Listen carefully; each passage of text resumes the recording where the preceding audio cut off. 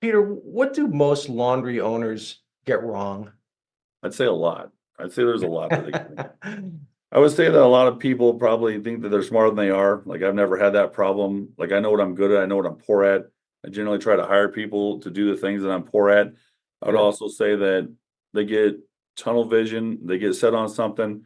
Like I actually bought a building in Fremont, and it was a government thing. It was a historic building.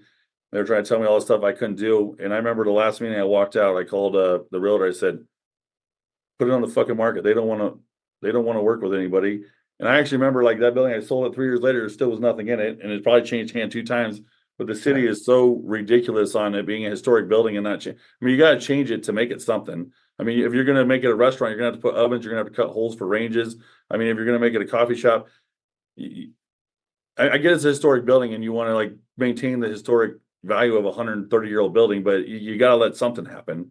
Mhm. I mean, you can't just leave it as is and have a business in there. Right. So, like I said, I just think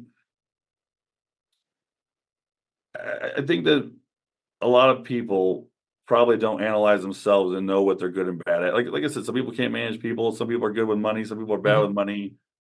And I would say that, I mean, I one of my favorite things in this industry is how people always tell me I'm doing. I mean, I have managers we pay $150,000 to, and they're like, "You can't afford to do that." I'm like, "Shit, I've been doing it for 5 years, so Mhm. apparently you can."